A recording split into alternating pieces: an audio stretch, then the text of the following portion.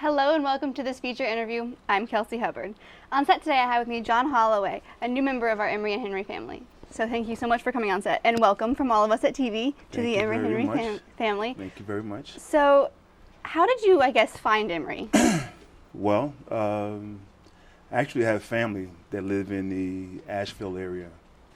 And so I would pass by Emory and Henry sign on off of 81. And I saw it for years, but never got off the exit. And at some point, it was advertised in one of the trade papers about an opening here. And so I made a point to get off the exit. Yeah. Visited the campus and was amazed. Yeah. Outstanding space. Yeah. Yes. Definitely. It's a beautiful campus. It is. So your first, introduction to the student body was on Martin Luther King Day. Yes. Can you tell me about, the reactions from the people here? Did you feel like this was a good place to be? Absolutely. I've been amazed by the amount of good feedback I've heard from the students, staff, and faculty. I have many students who have agreed to participate in this intergroup dialogue I discussed during the presentation. And the students just seem really encouraging. Everyone has been welcoming. It's been a wonderful 7 weeks. Definitely. So you mentioned that in your talk you had a idea for a plan. Can you talk me through that a little bit? Well, so this plan is called the intergroup dialogue, and it's an opportunity for really to bring the campus together, different groups within the campus, and to identify differences within the group and to have topics come up and to have dialogue about it. The goal of the discussions will not be to ultimately come to an agreement, but it's just understanding. Right. And my hope is that this would become widespread as well. Right. And have you started putting this together? We have our first meeting next Thursday. Right.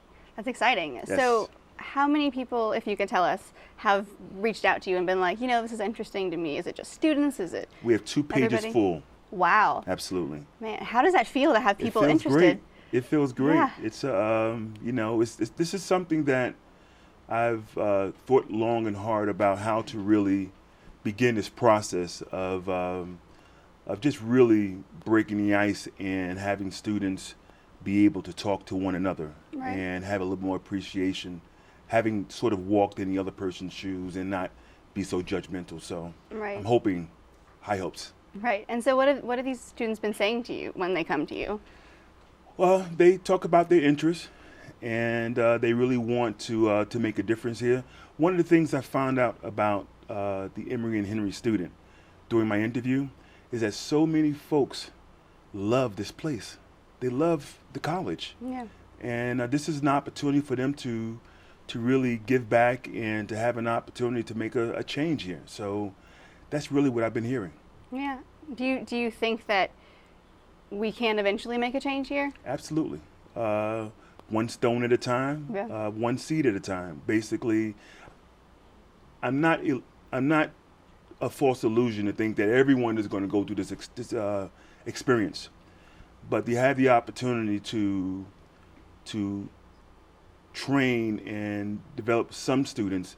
Those students are going to go back and become ambassadors to this whole philosophy, and not only to the campus, but they have a chance to return home, right, and to impact their families and friends as well. So, again, I'm just hoping for the opportunity of being able to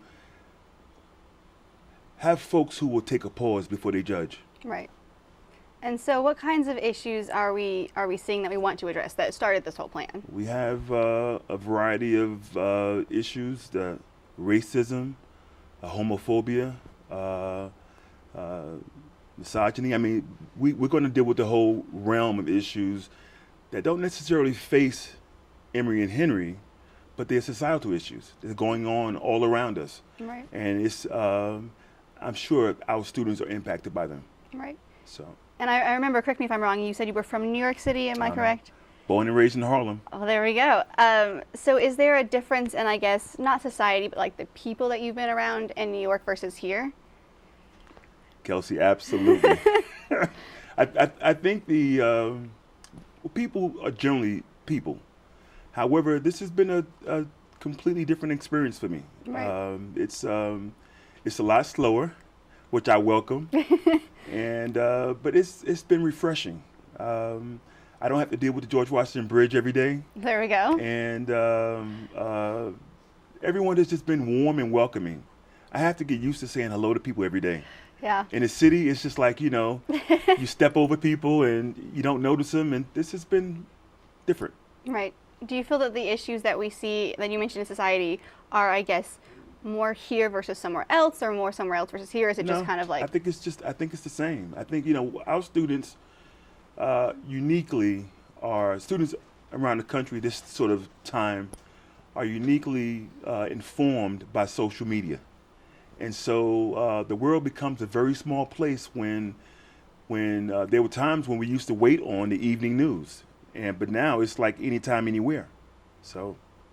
Yeah. So I guess you've got this plan. You've had it all planned out. How is, I guess, President Shrum reacted to this, or other faculty reacted to this? He's encouraged. He's encouraged. He's one of my biggest supporters. And equally our faculty and staff. Some of those names on those 2 pages are faculty and staff. And so they've reached out to me. I've had to respond to a number of emails where faculty and staff have written and to say welcome, anything I can do to help. And it's just a matter of getting started. Right. I feel a sense of urgency. Right, definitely. Mm-hmm. And so the hot button topic now is, of course, the election and Mm-hmm. the division between this. Do you think that this election has, I guess, brought that out in students, made this a bigger issue, Absolutely. brought it to the forefront? What do you think? Yeah, I think so. I think it's been something that has plagued overall all walks of life, and it's been divisive. And but I think the safe alternative for folks is just not to talk about it, or to talk about it within safe groups. And that's what I want to challenge. That's what I really want to encourage people to talk and to listen and try and have some understanding. But it's been a very divisive process, and it's not just the election. Right. It's still going on right now. So. Do you think that there will come a time when someone, I say, like, I have one opinion and someone else has something, and we can sit in the same room and have a decent conversation? Do you think that time will ever come? Absolutely. I'm hopeful. Oh. That's why I do what I do. Right. Well, thank you so much for coming on set and taking the time out, and I really appreciate pleasure. it. Thank and you. I wish you the best of luck with this. I look forward to seeing what we can do in the future. Great. Maybe we can come back later on and talk about it. Love to. Okay. Thank you so much.